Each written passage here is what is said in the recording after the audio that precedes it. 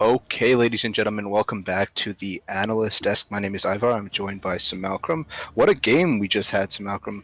That was really back and forth, and I think that was just about everything we expected when we talked up that game. Yeah, definitely both top laners went at it. Really, really impressive. We had N-Power ending 12-10 on the Darius, and we had Mojo Skeletor, who in my opinion was the MVP of the game, ending 19-5 on that Mordekaiser in the top lane. Yeah, and it was really that bot lane play where you saw Mojo and N-Power TP down to assist their bot lane duos, and it was. Oh, go ahead. Yeah, I was gonna say we had like a 5v5 bot lane fight at 6 minutes, which went both ways. I think initially it went in the favor of Bar Esports with Lissandra's passive kind of just taking over and her picking up some kills. But they greeted for the dragon, and Mojo hit level 6, was healthy, and was able to come back in there and pick up 3 kills. Yeah, and that really spelled the beginning of the problems that plagued Bar in this game. You'd see that they'd find favorable fights, they'd find picks, but time and time again, the Mordekaiser posed such a huge threat. Triple Mountain Drake is nothing to scoff at, and when you have a comp like Bar's, which is so heavy with single target damage, then if you're not playing the fight perfectly, you're not winning the fight. And you saw when the fights got scrappy, it was Glacial Infernal that came out on top because they have more damage in their comp. They have the Ross, they have the Syndra, they have the Callista. There's so many powerful champions that in isolation do so much more than what Bar's comp can do. Yeah, they did. Bar's comp has a lot of single target damage, like you mentioned, like the Sejuani ult, the Lissandra ult can insta burst one person, but in terms of spread out damage, I think Glacial Inferno showed that they kind of took the cake on it, and with Mojo Skeletor getting that not triple kill, the 3 kills in that bot lane fight, he was able to just continuously solo kill the enemy top laner. You saw it killed him at 10 minutes, 12 minutes, 16 minutes, and he just kept showing the dominance that he had in the lane due to his lead, and he was able to just snowball that into team fight victories, allowing them to get that Inferno Soul, like you mentioned. Mm-hmm. Yeah, and also shout out to Mark Hindu. I hope I did not butcher that, because he hit some fantastic hooks that game. So many impressive hooks, particularly around the Dragon Pit, is what I recall.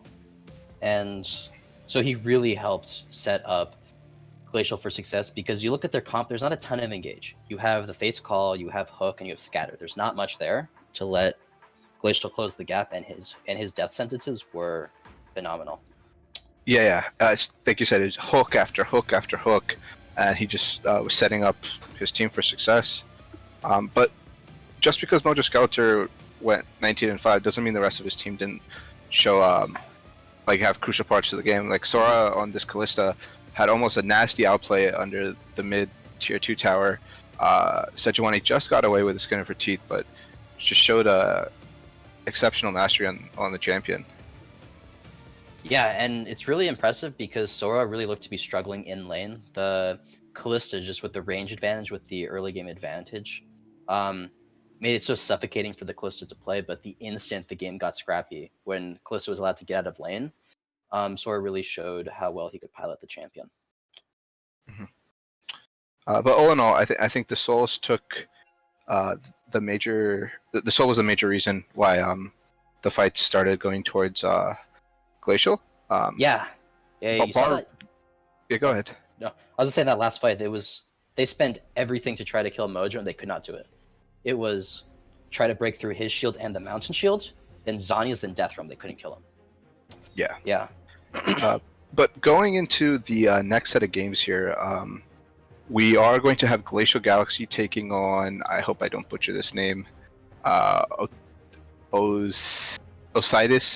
Yeah, Ositos taking on Glacial Galaxy here. Glacial Galaxy actually lost in week 1, I believe, against Bar Esports in the finals, so they're definitely a strong team. I'm super excited on how this game is going to go. I know we were looking at how their first games went. You want to touch on that, Sim? Yeah, so looking at Ositos, they had quite the comeback. They were down a significant amount of gold most of the game. And it was really off the back of, I don't know the name of the player. But the Kazakhs, their jungler, went 16-2, really 1v9 in the game to ensure the comeback and taking them into round 2. Yeah, I think they were down almost 6K at one point, and they were able to, turn that back around in a 37-minute game and get that victory. But Kha'Zix is one of those champions, the snowballs so aggressively that if he can get ahead, he can really just, take over a game with just killing those squishy carries, like on the side of Keyboard Demons. They had Caitlyn and Xerath, and he would just. I'm just assuming here that he would It was Dawnbreak. Dawnbreak, excuse me. Ositos played Dawnbreak. Yeah. But he would just jump on the back line. You're exactly right. And Ositos was actually the outlier of these not outliers, I should say, but it was more back and forth game. The other 2 games that were off stream between FSU and Wolfpack and Glacial Galaxy and Keyboard Demons were very one-sided affairs. In fact, the game between FSU and Wolfpack was a perfect game on the side of FSU. Wolfpack were unable to claim a single objective the entire game, and FSU closed out in 26 minutes. So I think every other game, all the other 3 games went past 30 minutes. So that's a pretty big statement from FSU in the first round. And I think we have potential for a Glacial v Glacial final here. Yeah, definitely a possibility. Glacial Galaxy, they played a great game. They had an 11-0 Ezreal, so that's pretty scary. It would be really cool to see Glacial versus Glacial. I mean, Glacial Inferno here in the 8th seed, really impressing us with the upset, I guess, against the 1st seed here, War Academy. I think. Yeah, go ahead. No, I was just gonna say that, like, at least for me, the seeding was a little bit deceptive because sure, it's 1 through 8, but these are the best teams of the month, and so none of these teams are poor teams by any measure. Yeah, for sure. And with that note, I think we are going to send it back to our casters, to Jake and Rudude here, ready for Game 2.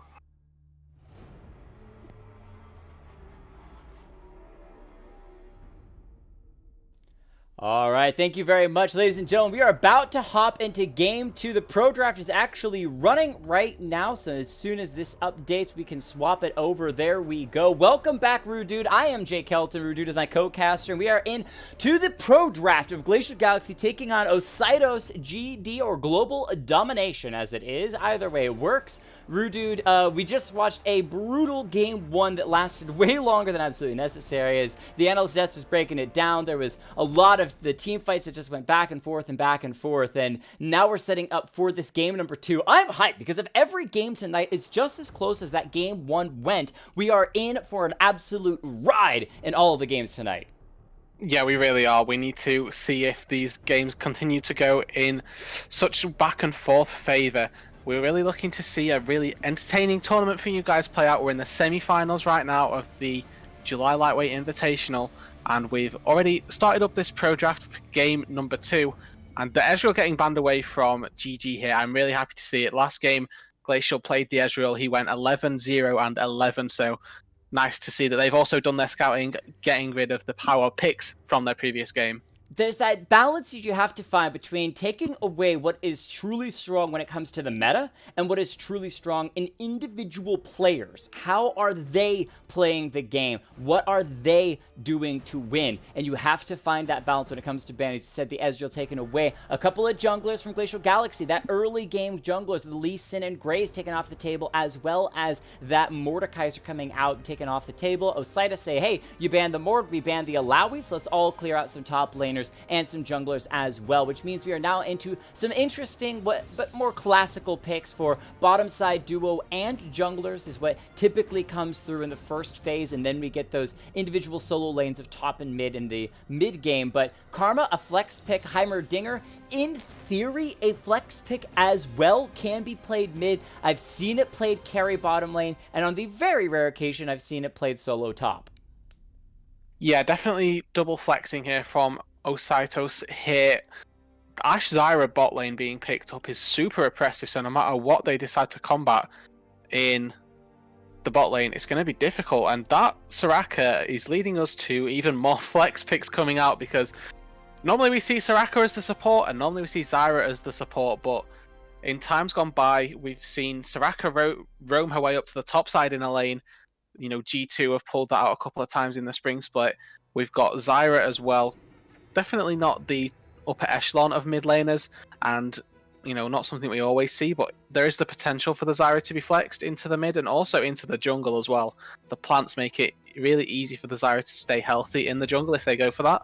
I'm happy to see Ositos picking up this volley bear, made it through the first ban phase, and didn't get picked up at all until this red 3 pick here. But it's still a flex pick. He can go top lane, he can go jungle. There is so much unknown about both these compositions. The one thing we can say for certainty is that it is very likely Glacial Galaxy are running the Ashe as the AD carry. Technically, in theory, back in Season 1 was support Ashe and made an appearance a time or two as support, but typically speaking as the AD carry role. The bans all the way through top laners and a jungle sprinkling in as well from Glacial Galaxy, coming out, making sure that these top laners are going to have a little bit of an easier time. And yes, it is a bit of a typing error by the team that typed it up. Ositos. I kind of like that name as well. If you're looking just at the pro draft, it is Ositos, but Ositos, as their pro draft name says, trying to figure out what it is that they want for their top/jungle or mid lane. And no, they're going to grab themselves that Misfortune, so it does say that it's more likely Heimerdinger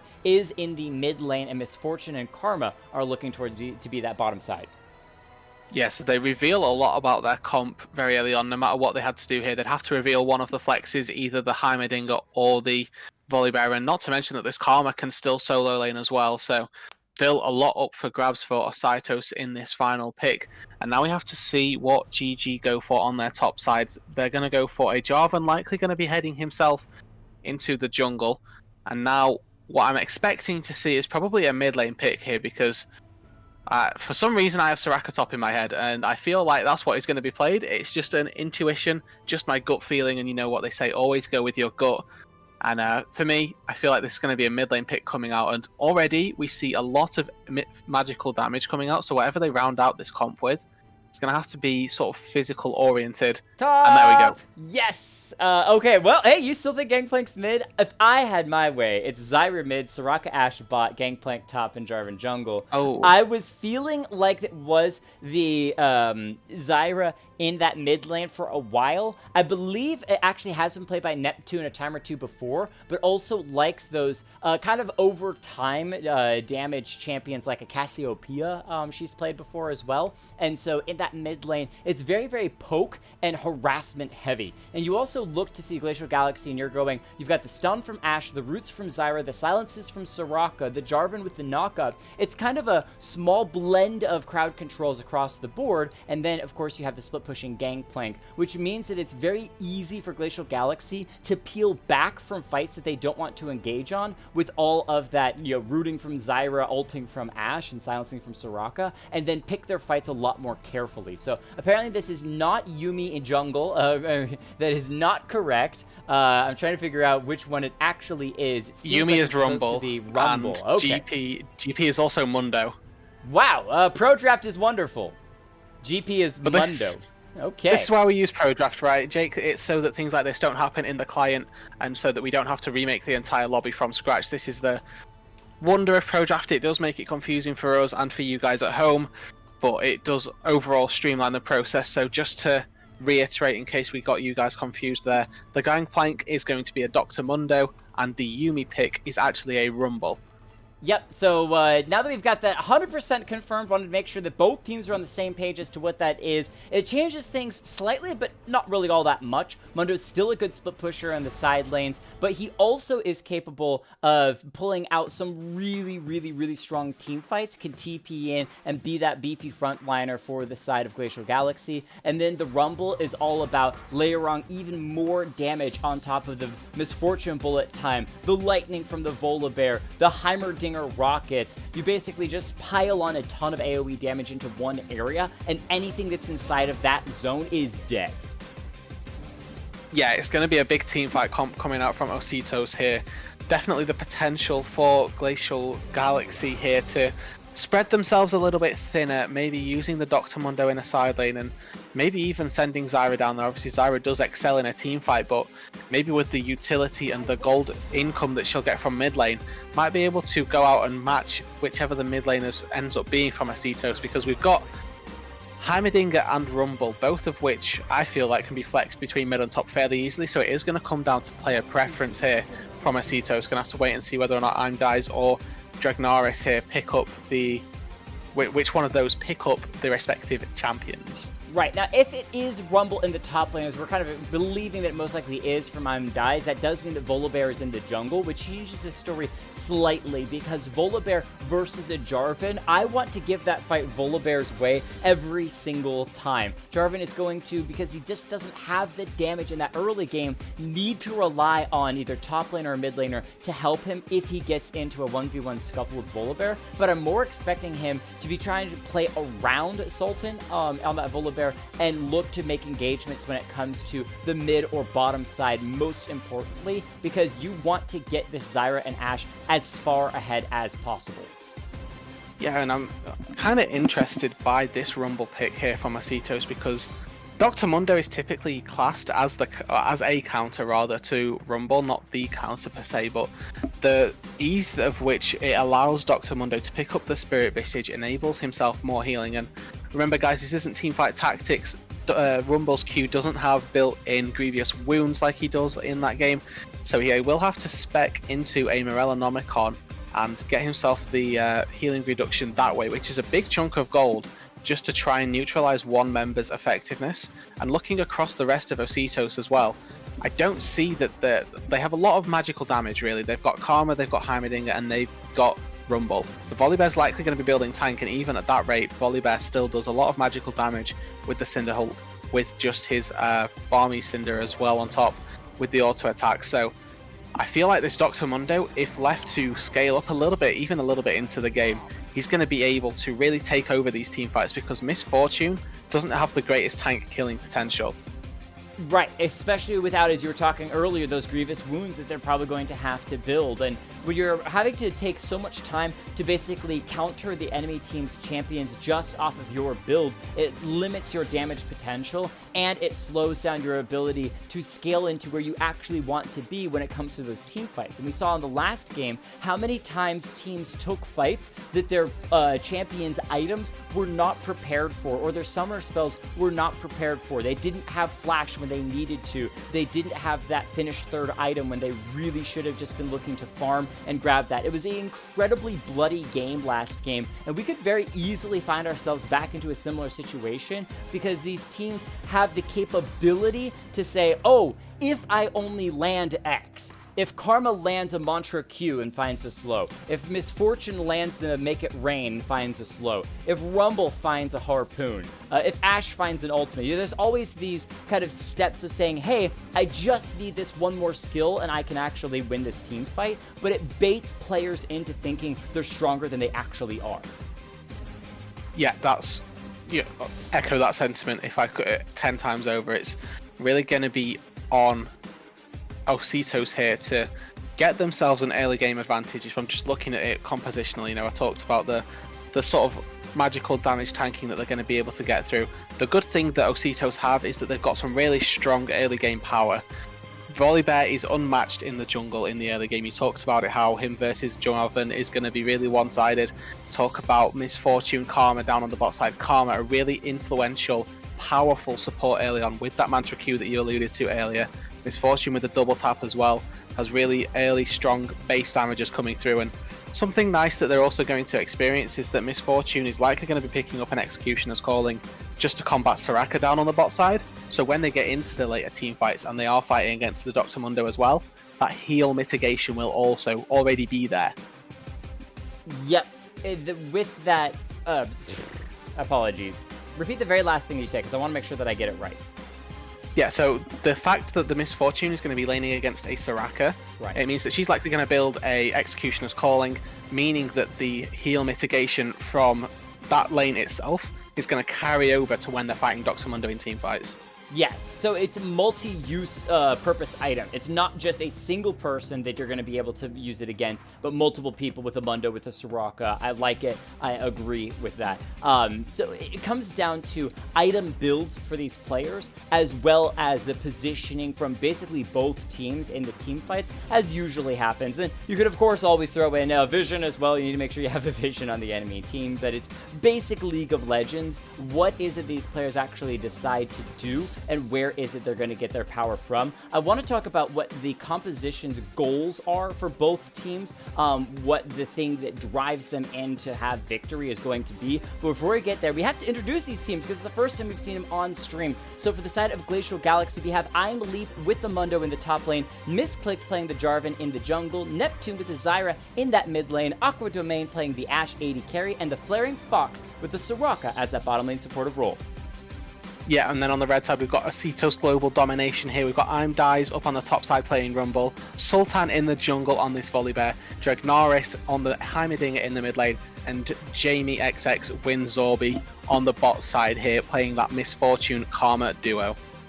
Love it. So overall, compositionally, the goals from the teams. Glacial Galaxy, they've got a super strong tank, as well as split pusher of the Mundo in the top lane, but I'm expecting him to be taking TP and actually joining his teams to be the front line for his team, with the Jarvan focusing his time mostly into the bottom lane to try to get the Ashe as far ahead as possible, so that when they start their 4-1 split of the map, they really have a strong damage dealer carry, and the Soraka and Zyra can basically be those supports that allow them to peel back if they are taking a fight they don't want, and then engage with the Jarvan with the TP from the Mundo if they're looking to fight. Quick thoughts on Ositos, what you think that their composition goals are?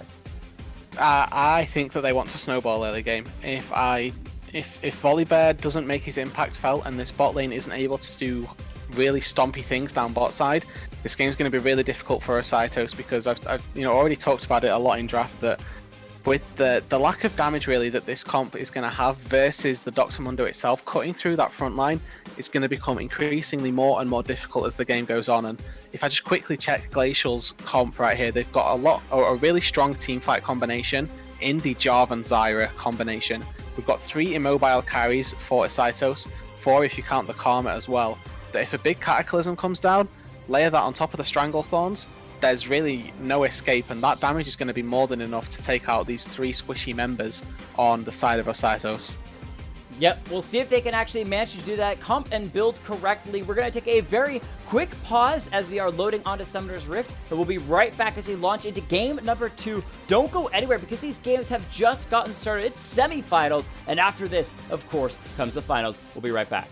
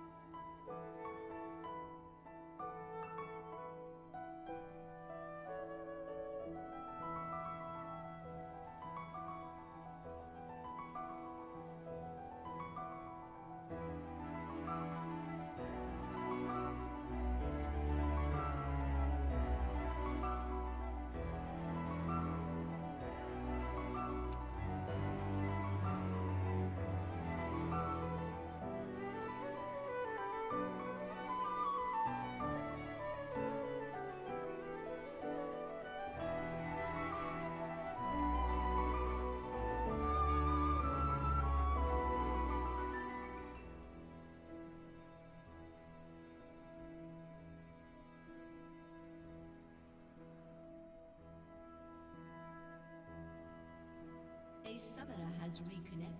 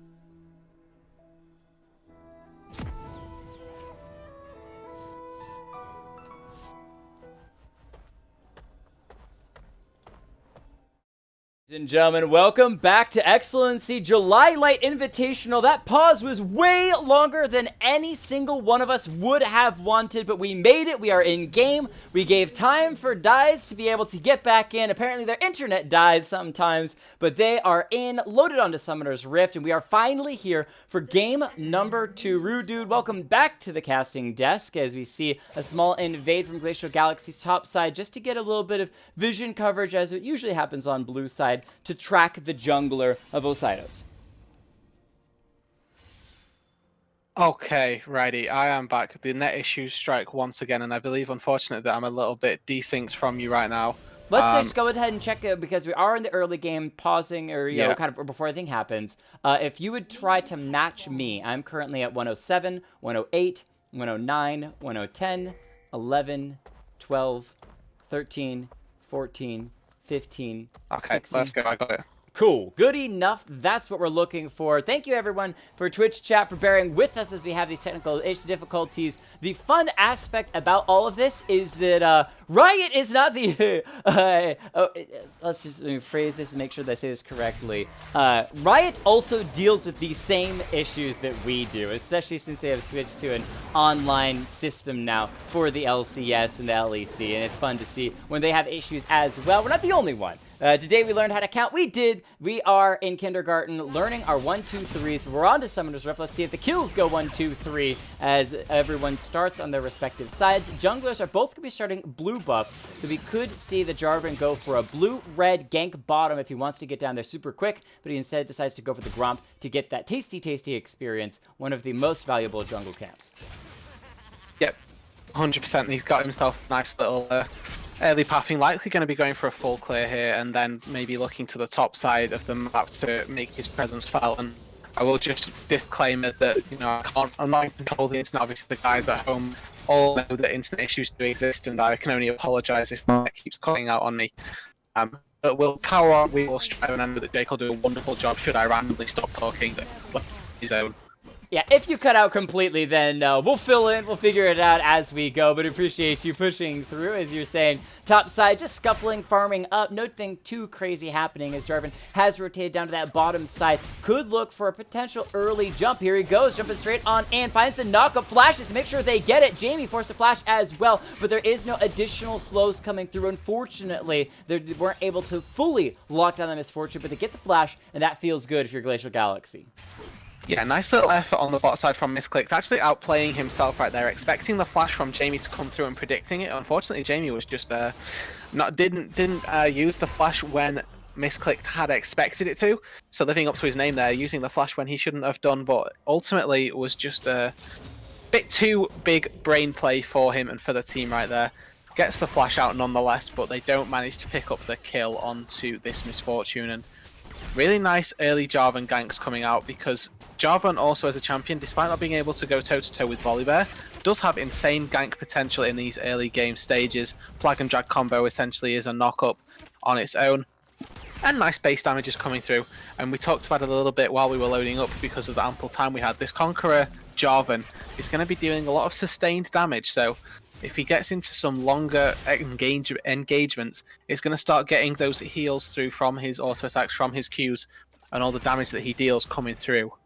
Absolutely. So keep your eyes on how much he wants to skirmish and be looking to fight. Let's go ahead and actually cover super quickly, because you are a little bit new to lightweight and we want to make sure that you get it correctly. Misclick, Neptune, Flaring Fox, all female players. So they are all female players playing for the side of Glacial Galaxy, which is pretty incredible that you have 3 of them playing for that side. And they are very good players, obviously already making their way into this semi-finals and looking really strong as well. So Misclick with a little bit of, as you said, that prediction flash in the bottom lane still looked cool regardless, and they did their job, which was getting the flash on the Misfortune, forcing her to play safe. You can see a 10 CS lead already for Aqua Domain in that bottom lane. So the goal of being able to put a little bit of pressure onto the bottom lane from Ositos, that has been achieved. Now we want to see that happen both in the mid lane and for Jarvan to re-gank a gank into the bottom lane to make sure that they can actually add value rather than just burning that flash. They can get some kills or maybe burn Karma's flash, the heal off the Misfortune as well.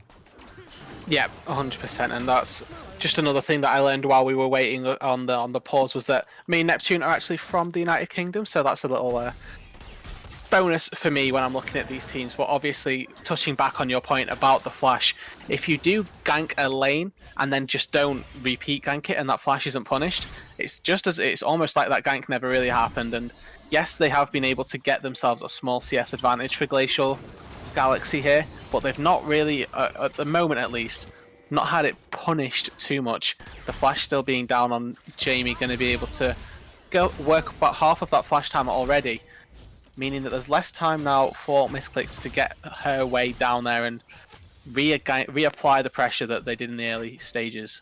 Yep, there are pings from Ositos as well around that Ocean Drake, so I don't know if they're just going to be looking for that Scuttle Crab, which is where Sultan is headed right now on that Volibear, or whether they actually want to fight for that Ocean Drake, try to get it super early, but bot lane's in a little bit of a rough spot. I gotta say, huge thank you to Risen Esports, absolutely shouting them out. Everyone in Twitch chat, if you're here hanging out, just give us a quick thank you, Risen, and show some love to the Risen Esports community, giving us a raid here at XLNC. We are into our current semi-finals in our light invitational tournament. The team that wins tonight wins $25. This was a free entry tournament. Well, free in that you had to be invited from playing the last 3 weeks, but pretty exciting nonetheless for these teams. All best of 1 games. It is a win or lose, do or die for all of the teams. We are just starting our 2nd game of the night. Small lead for Glacial Galaxy, but as you said, Ositos, they need to start the snowball, and they need to start it early, and so far, things have been very passive from them. It's been a very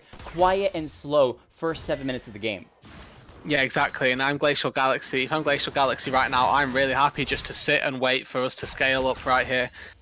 Zyra's picked up the... I'm actually really such a fan of the Zyra itemization to begin with. Going for Dark Seal and the refillable potion, knowing that she's really not going to get poked out of lane by a Heimerdinger if she's able to play the lane effectively, use her plants to her advantage to position the rockets and such so that they can't get hit, means that she'll be able to be quite greedy with the build, but makes it so that she's able to buy big ticket AP items even sooner. And this pathing from Sultan might catch out Leap in a little bit of time. We'll have to keep a tab on this as the wave is pushing back towards Dice up on this top side. It's pushing, but it's pushing so slowly. Unfortunately, Dice with that last move forward, actually, whoa, Sultan's going to stick around, cancel the recall, wasting a lot of time sitting up here, and Imleaf is building up a pretty big wave, so even if they decide to go in for this fight, ultimate started by Dice, going ahead and getting it out, forcing the flash out of the Mundo. Volibear unable to chase anymore, just bringing down a little bit of lightning, means that they get themselves the flash, but no kill in the top lane. Yeah, so that's going to be another flash burned here. Glacial Galaxy now down a flash on their top laner, and Unfortunately, I feel like it's just come a little too late. I know we're only 8 minutes or so into this game, but it just feels as though that the lack of proactivity in the early levels from Sultan is going to come and bite them in the back when it comes to these mid-game and late-game stages, because Leap, although he was really struggling in the HP deficits early on, he's managed to use that Doran shield effectively to get himself back to, you know, level pegging really in the HP game, and has also managed to keep consistent farm, getting level and even a little bit ahead really in the farm game on the top side. So really playing this weak-sided matchup early on really well. It's just that slow burn. If you're the side of Glacial Galaxy, you don't need to rush this down. They're doing a fine job of just grabbing a lot of farm. Look across the board and you see a 15 CS lead from the Zyra in the mid lane, a 50, excuse me. I'm trying to mental math here super quickly. 60, so about 18, 19 CS lead for the Ashe in the bottom lane, and top side you said small lead for the Mundo, basically even as well against that Rumble. So this kind of slow-paced game is working well for Glacial Galaxy to build these small gold leads. We need to watch where they decide to actually invest when it comes to these items and when those first big fights, especially around the Ocean Drake, which it seems that Ositos is going to be grouping towards, actually comes through. Yeah, and again, if I'm Glacial Galaxy here, I'm quite happy just to give up this Ocean Drake. See the amount of commitment that's come through. Wait, from Jarvan Ositos. goes over. He tries to steal it. Fortunately, Volibear Sultan is able to smite it away. The Jarvan actually flashes back over the wall, so no harm, no foul, no first blood yet as we crest the 10-minute mark, but it is Ocean to Ositos. Yeah, so they get the Ocean Drake and ultimately no kills going their way, which is something that I would have liked to have seen handed over a little bit more gracefully from Glacial Galaxy there. They don't need to fight for this Ocean Drake. The singular Ocean Drake really isn't too impactful in really any scenarios. Really, it's just getting Ositos into a position to take the soul when it does spawn. But at the end of the day, Glacial Galaxy are still quite happy just farming up and taking the little advantages in CS where they can get them, and this could be a big fight. Yep, Sultan jumping forward, looking for somebody to leap onto. Jarvan immediately exiting stage left, says, hey, we see the Volibear, we don't want to fight this, let's back out. But Jarvan still may be sneaking around, trying to find an opportunity to re-engage. There is a ward here. I missed completely the fight on top side because I was looking so much on the bottom side. I apologize, but apparently I believe was able to pick up dies underneath the turret and that top side, and I greatly apologize. That is just a complete broadcasting failure. Get a T-Toes in the chat for that, ladies and gentlemen. But the TLDR of that top lane fight was that the dies thought that he could turret dive Mundo. He layered the equalizer down, and then unfortunately with the Dr. Mundo ultimate coming through, just really underestimated the healing power from this Mundo, and was I'm Leap was able to turn it back around, got the cleaver in, and with the turret shots coming through as well, these early laners who hadn't based yet were really susceptible to turret damage, and unfortunately dies does fall in the top side. The Mundo backed with 3,300 gold. Instant picks up a Spirit Visage and now starts to walk his way back to top lane, keeping that teleport in case he wants to join his team for any of those bigger fights. So at this point, I'm Leap is absolutely decimating the top lane. That solo kill using sadism to stay alive underneath the turret was fantastic, and I'm Dies decided to actually walk back to lane as well, so still has his TP available if he wants to group with his team. Jarvan is up there, misclicked around the corner, so she could try to start a fight. I'm going to try to hand the camera up there and see it as, yeah, Jarvan goes ahead and drops the Cataclysm. I'm Dies caught inside of it. The Chilling Smite for the slow as well. I'm Leap dropping the Cleaver, finding the slows as well. I'm Dies trying to escape. It's going to go down a second time in that top lane. It's 2 kills to Glacial Galaxy to start this game off. Yeah, Glacial Galaxy on this top side, they're really going to start to run over Dies on this Rumble. Unfortunately, he's not been able to pick up the early items that he needs. He's got the Sork shoes, but that's not going to be enough to cut through an entire Spirit Visage. I'm Leap right now. He's got a level advantage. Might be able to extend that to 2 as well. He's going to be able to just run over this top side and expect really difficult times ahead for Dies. Sultan now needs to focus on this bot side. Let's see if he can get a winning lane somewhere. See if he can allow Jamie and Winzorby here to get some items, get some gold in their pockets, and create a winning matchup elsewhere, because this top side, even if Sultan ganks this, they're not getting a kill out of Leap. Yeah, and you can see that Executioner's Calling already picked up by Misfortune. We talked about how there's so much healing coming through from Glacial Galaxy that they went ahead and immediately grabbed themselves that healing cutting item for the Misfortune. But it does mean that she's going to be a little bit slower to pick up a finished item. Lots of damage from the Flaring Fox. This Soraka might be going down, even with that ultimate coming through. I don't think it's enough. Aqua Domain drops the Crystal Arrow, trying to save the support, but won't happen. So it is a first kill to Ositos, but top lane Rift Herald was dropped, and that is first turret to Glacial Galaxy. Yeah, and that's exactly what we were just talking about, right? Sultan using the flashes that he burned down bot lane earlier to get an advantage elsewhere on the map. Really proactive play, really happy to see him get that, and Jamie picks up a kill on this Misfortune. Going to be able to get herself up to this Essence Reaver much faster with that injection of gold. And now Aqua Domain just bullying away Winzorby there. Now, we need to see a full reset come through from Jamie. Unfortunately, Aqua Domain was able to hold that wave, so the wave didn't crash under the turret for Ositos, which means that Glacial are able to control this wave however they want to. And nice to see Jamie actually going back, because he has to push this wave under the turret to prevent a freeze coming through, and meaning that he's able to actually keeping able to CS in this lane, because if that gets frozen near your turret, the Jarvan ganks are really potent with the Cataclysm. You're going to have to burn your flash to escape if that did happen.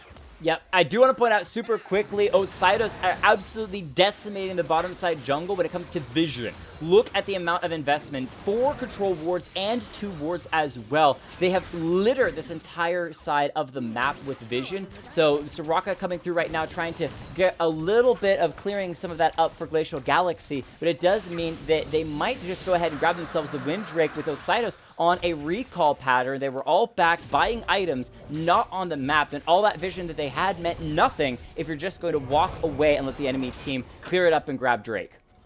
Yeah, and this is just a classic example of League of Legends being a butterfly effect style game, because Jamie was unable to fully crash that wave under the turret, he felt pressured to stay and push in another wave, which meant that the recall was delayed, meaning that they weren't in position to take that Cloud Drake on its respawn. The Blade of the Ruined King was completed a long time ago for Aqua Domain, and he was comfortable to get himself back, or with the items that he had rather, able to just take the fight around the Drake, didn't need the reset to keep himself relevant, and that Drake goes the way of Glacial Galaxy with little to no repercussions really. Yeah, and now we do have an Infernal map, so a lot more passageways opened up, a lot more angles to find engagements, which is going to be very, very nice for Sultan to slip into those side lanes or just run you straight down, because the map is more open, less walls for you to try to flash around or flash over. He can just run you down. But at this point, it's been a bit of a slower game for the side of Ositos, as they are now finding themselves losing their support, as when Zorby caught out, Jarvan finding the knockup, invests the Cataclysm, gets the flash out, and that's overall worth it, because Cataclysm, as we've said, much shorter cooldown than a flash. Yeah, nice little engage there from Misclicked. Had a 2-level lead, so the base damage is coming through from Jarvan with just this longsword, and the nice Cinder Hulk tick damage went upon the knockup application means that he's able to pretty much one combo win Zorby using the Conqueror as well. And this is something that we see when we get tank Jarvans in the jungle. They'll take the Conqueror and they'll just out-sustain your damage. They'll be able to heal up through it just with their tanky stats, and looks like we're going to see probably a Black Cleaver, maybe a Titanic Hydra or something of the likes coming through to give him just a little bit more potency in the team fights. But overall, looking to match this style of tankiness with the Mundo they've got on the top side. Yep, and just trying to go tank for tank, and that way both teams have a bit of a frontliner when you do group to have those big 5v5 fights. But we've seen most of this game has been a bit more scuffle heavy, a little bit more skirmish heavy, and seems like it's going to stick that way. Zyra rotated the top lane with the Glacial Galaxy to split push up there, as bottom lane is pushing out by Mundo. Already got himself that first tier turret, so hey, why keep pushing up there? Instead, focus on this bottom side turret, which means the ADC and support have swapped to mid lane. I like Glacial Galaxy kind of rotating a lot of these lanes, shifting them around a little bit to try to find more advantages, rather than just continuing to passively sit in lane and hoping that farming is going to be enough to win them the game. Yeah, this is a classic bot lane maneuver right here, you know. Surprised to see that neither of the bot lane turrets have been taken before this happens, but I can understand it in this case. You know, we've reached the mid-game stage with both turrets down bot still being available, I'm happy to see that Glacial Galaxy just rotate their ADC to mid lane, because it's something that I will do so often in my solo queue games. I'll get a turret taken or I'll reach the mid game and I will just quite happily type into the chat, me farm mid as the AD carry. I just want to sit as safe as I can to secure the last hits, because down bot lane now, at this stage, the turrets don't provide you all too much effectiveness. If a team decides that they want to dive you, especially with a volley bear on it, your tier 1 turret really doesn't provide you the protection that it did in the earlier levels.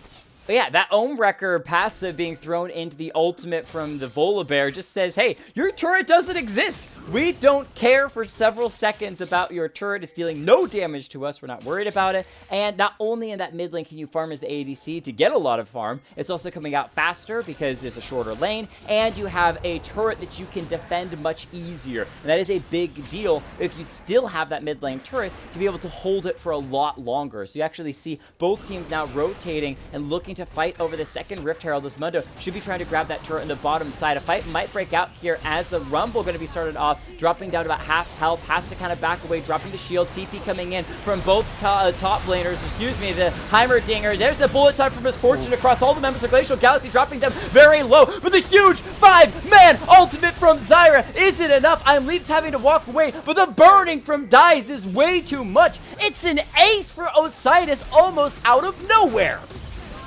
Yep, a really nice bullet time from Jamie. Caught most of the members from Glacial Galaxy there, actually terrorizing the backline. And we highlighted it earlier on that they needed to do things early game, and I feel like this was the last opportunity that they had to make things work, and boy do they go for it.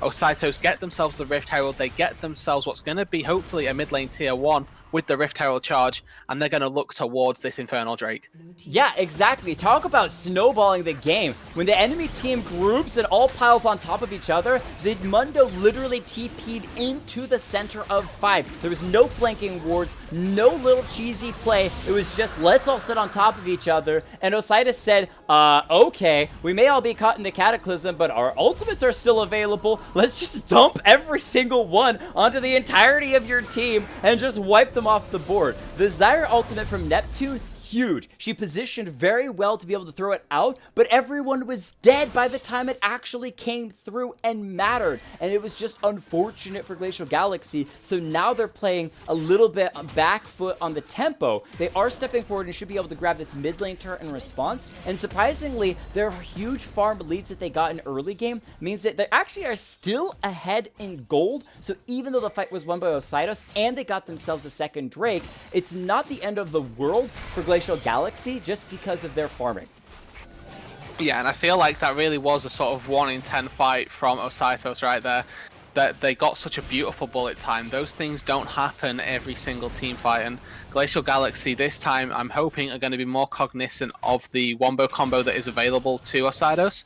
And hopefully this time we'll see the ultimates come in synergistically with Zyra and Jarvan, because they were very delayed from one another. Yes, the Stranglethorns came through and did knock up a lot of people, but if they were used in combination with the Cataclysm, that would have been devastating. Also, if it came through any sooner, would have been able to interrupt the bullet time as well. And the reason that the team fight went so poorly was because Aqua Domain, Neptune and Flying Fox were all just charging through the bullet time, trying to interrupt Jamie on it, and by the time they'd made it through to the front line, all of the damage had been dealt and it was just too late.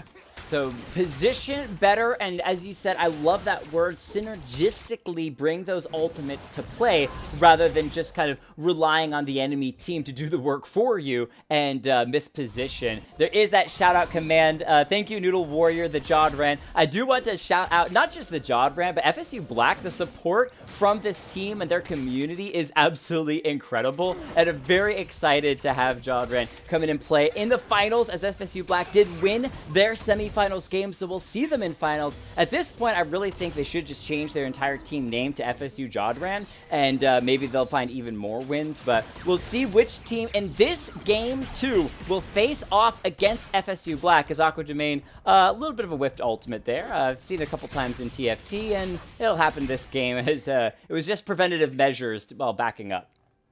Yeah, exactly. It would have connected if Jamie had have kept on going forward, but Jamie, acknowledging that he'd got a nice trade, just backed off with the lack of vision. They're trying to collapse onto Leap, but this really isn't going to work out because he's created the space, and with that, 4 members down, 5 members down bot side, they're looking toward the Baron now. Wait, are they actually starting up this Baron? Okay, they're just clearing some vision. I think Zyra's plant actually, unfortunately, initiated a fight with the Baron, so Glacial Galaxy do lose a little bit of health and backing up. Karma, Mantra, Shield to speed the team forward, hoping to catch out either Ashe or Jarvan, but unfortunately not quite enough. Ultimate out from the Heimerdinger as well, throwing out those bouncing grenades, looking to find someone to stun up, but they're just going to push and grab themselves the second tier turret, and had to burn a couple of ultimates to be able to get on top of it, and they're not even going to be able to actually clear it up, as they also are kind of baiting in for a fight.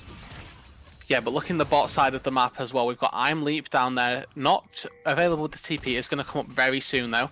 He's looking just to try and take down this bot lane tier 2 turret, because they know that they're going to have to send multiple people to match this Dr. Mundo, and we see 3 people running through the jungle now. They might have overstayed, they might have to use the TP to get out. Yep, he is going to go ahead and start it up, and unfortunately, Misfortune, you have no ability to CC the Mundo, so he takes his way straight back into the mid lane and gets himself out, and as you said, very wisely getting himself safely to the top side of the map, going to try to initiate a small fight onto Sultan, but the rest of the team is here to protect the Volibear, so not the end of the world, as Scuffle is going to continue to kind of go back and forth, especially between these tanky members that can heal a lot. You're going to see a lot of that kind of jockeying for position and trying to poke down the enemy.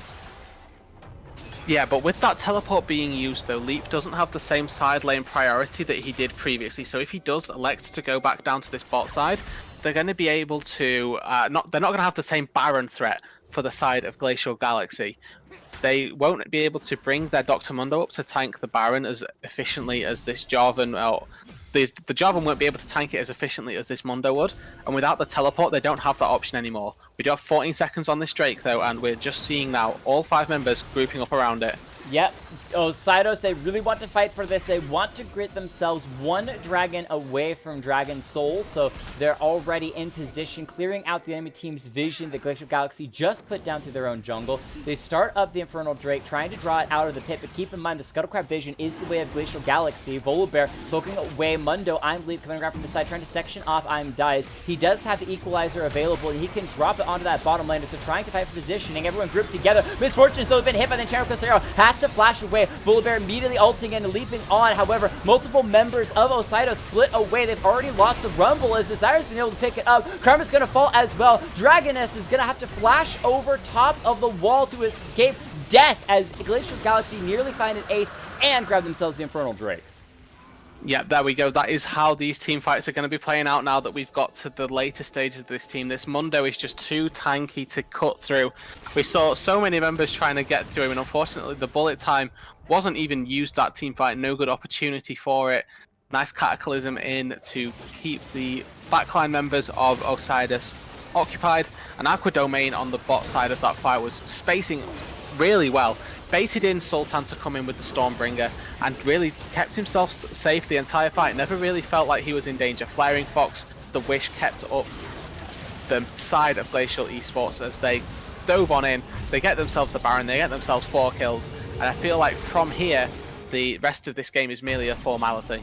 Well, they also have the Infernal Drake as well, right? So they just got everything. The near ace, they were so close to taking down Heimerdinger as well. Infernal, Baron, the team fight. It's just beautiful to see a team play with such efficiency. But as you pointed out, absolutely critically, the members of Ositos are their power when it comes to grouping team fights is AoE wombo combo. Put the enemy team in one spot and kill all of them at the same time. What did Glacial Galaxy do? They split up 2 different parties. The Squishy Soraka and the ADC, very tasty targets, hiding around that bottom side Tri-Brush. Couldn't get great vision on them. Volibear actually had to ult in and then immediately started walking away because the rest of his team was dying. He's the only frontliner for Ositos. On the opposite side, you had the Zyra pumping out damage from Poke with the tanky Mundo and Jarvan that were sectioning away the Rumble and the Heimerdinger. So it basically meant that, hey, where are you going to throw these big ults? Because you can throw it on the tanky members and it won't do anything, or you can throw it on the squishy members the opposite direction and lose everyone because your backline's dying to the Zyra. So where are you going to do? It left them no good decisions, and it meant that they just got crushed between 2 rocks and lost the team fight. Yeah, so it's just going to be now playing out As expected with this Baron for Glacial Galaxy, we see Leap here just tanking up these turrets, trying to get his way toward this bot lane tier 2. Dragnaris having to pop his empowered turret just to keep the Dr. Mundo off of it. With that Baroned up super minion, cannon minion as well, it's like just going to take it for him. The mid lane tier 2 falls nice enchanted crystal arrow is maybe going to result in engage, or just going to zone him off, make that they get the turret filled themselves.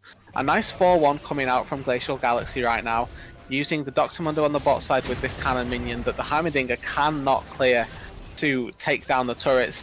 One cannon minion mid, now going to be 2 Baroned up as well. These turrets are going to start falling like flies. Yeah, bottom side turret already falling, mid turret going to fall as well, opening up those inhibitors, Jarvan jumping for the flag and drag, forcing the members of Ositos to chart to back up. And yeah, the Enchanted Crystal Arrow didn't find an engage onto Jamie, but it was more about just pushing the members of Ositos backwards so that they can grab all of these objectives. And man, Glacial Galaxy, if we could pull up a Baron power play, this would be absolutely massive if they have taken multiple turrets. I think they're 4 turrets and 2 inhibitors, going for a 5th turret right now. What can Ositos do? Their Carver's headed back to the fountain trying to heal up. There might be one more fight left in the tank, but the Baron buff is far from over. They can start to siege up onto the 2nd Nexus turret. They're just about to take it by sheer force of a Baron buff and 6 cannon minions. They're starting up the Nexus turret. Rumble stepping forward. Dies. This is the make or break moment for Ositos. What can they actually do? The Nexus turret is dropping because Aqua Domain says, screw team fighting. I want your Nexus. We want the game.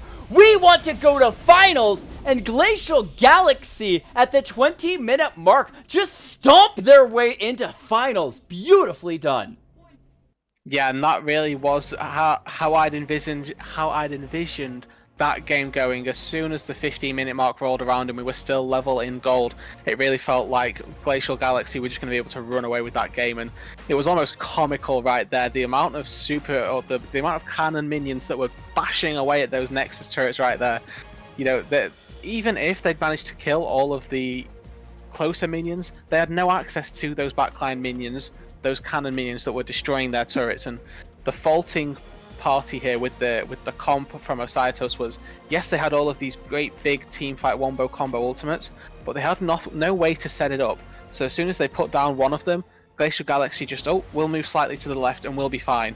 Unfortunately, that is going to be the end of the road for Ositos in this tournament. Yep, when you set up those dominoes, they actually have to have something to initiate the dominoes to start to roll. And snowball composition, domino compositions, wombo combo compositions have to have something to initiate. And unfortunately, while you have the speed boost from Karma and you have the running forward from the Volibear, it's not enough when you're facing off against Root, Stun, Silence, Root, Knockup. I mean, it's just so much crowd control coming through from Glacial Galaxy that you cannot find those engages unless you have something like a Syndra for the poke, long distance stun, or maybe a Thresh or Leona that can just from a mile away start a fight with an engage. But either way, as you said, that is the end of the road for Ositos, but it's not the end of the road for Glacial Galaxy. We are just about to hop into finals. We are taking a very brief intermission. We'll come back with the analyst desk to set up what should be a mega